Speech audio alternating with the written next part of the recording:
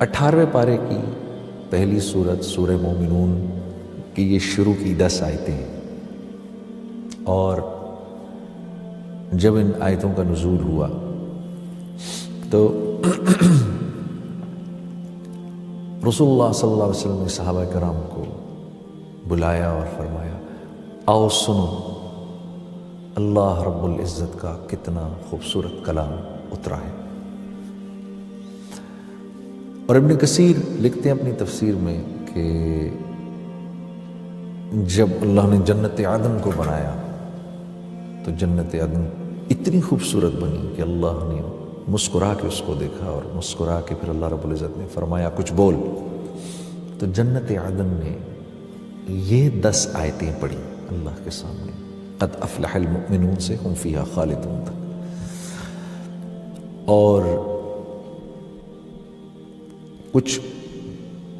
ہمارے جو مفسرین ہیں وہ یہ بھی لکھتے ہیں کہ ان آیتوں میں دراصل اللہ رب العزت نے صحابہ کرام رضوان اللہ علیہم اجمعین کی صفات بیان کی ہیں کہ صحابہ کرام ایسے، تو کتنے خوش قسمت ہیں وہ لوگ جو جن میں یہ صفات ہوں گی، جن صفات کا اللہ رب العزت نے ذکر کیا ہے، کیونکہ انسانی فطرت ہے، انسان کامیاب ہونا چاہتا ہے۔ We all want to be successful۔ اللہ نے کیونکہ ہماری فطرت بنائی ہے تو اللہ ہماری فطرت کو جانتے بھی ہیں، تو خود ہی اللہ رب العزت ہمارے سوال کرنے سے پہلے فرما رہے ہیں کہ بھئی مومنین کامیاب ہو گئے۔ یا اللہ، مومنین، اچھا کامیابی کا دار و مدار جو ہوتا ہے نا وہ حسب نسب پر نہیں ہوتا، کامیابی کا دار و مدار ہوتا ہے صفات پر۔ میں ایک ڈاکٹر کا بیٹا بن کے یہ کہوں کہ میں بھی ڈاکٹر ہوں، یہ نہیں ہو سکتا۔ ڈاکٹر بننے کے لیے مجھے ڈاکٹرز کی محنت کرنی پڑے گی، پھر ڈاکٹرز کی صفات، ان کی نالج میری زندگی میں آئیں گی، چاہے میں کسان کا لڑکا ہی کیوں نہ ہوں۔ تو اللہ رب العزت بھی یہی فرما رہے ہیں کہ کامیاب ہو گئے مومنین، اس وجہ سے نہیں کہ ایک مومن جو ہے وہ ایک دوسرے مومن کی اولاد ہے، بلکہ اللہ نے ان صفات کا ذکر فرمایا آگے جن کی بنیاد پر ایک مومن کامیاب ہوتا ہے۔ اس میں سب سے پہلی جو چیز فرمائی الذین هم فی صلاتهم خاشعون، کہ جب یہ نماز میں کھڑے ہوتے ہیں، نماز میں کھڑے ہوتے ہیں تو ساری دنیا کو بھول جاتے ہیں، میرے بندے کا مجھ سے رابطہ قائم ہو جاتا ہے، اس وقت میرے بندے کے لیے مجھ سے زیادہ کوئی محبوب نہیں۔ اور ایک روایت میں ایسے بھی آتا ہے کہ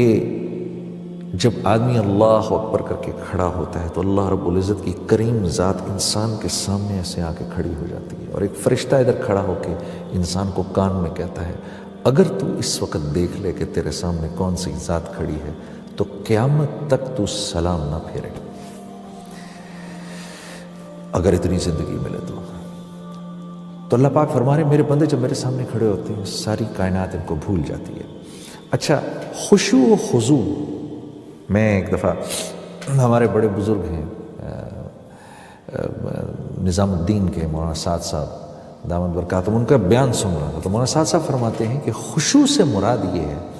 کہ آدمی اللہ کے سامنے کھڑا ہے، پھر خیال ادھر ادھر گیا، فوراً اس کو واپس لے آیا کہ نہیں میں اللہ کے سامنے کھڑا ہوں، کیونکہ ہر وقت دھیان یہ رہے کہ میں اللہ کے سامنے کھڑا ہوں، یہ تو ایک احسان کی لیول ہے، اللہ وہ ہمیں نصیب کرے۔ لیکن اگر فرض کریں وہ لیول نہیں مل رہی کہ اللہ کے نبی کا ارشاد ہے نا کہ اللہ کے سامنے اللہ کی عبادت ایسے کرو، نماز ایسے پڑھو اللہ کے سامنے جیسے اللہ کو دیکھ رہے ہو، اگر یہ نہیں کر سکتے تو کم از کم اتنا کرو کہ جیسے اللہ رب العزت تمہیں دیکھ رہے ہیں۔ تو میں مولانا سعد صاحب کا ایک بیان سن رہا ہوں، اس میں مولانا فرما رہے کہ خشوع اور خضوع سے مراد کیا ہوئی کہ اللہ کے سامنے کھڑے اور دھیان ادھر ادھر گیا، فوراً دھیان کو واپس لے آئے کہ نہیں میں اللہ کے سامنے کھڑا ہوں، تو اپنے آپ کو مرکوز کر دیا۔ ہاں،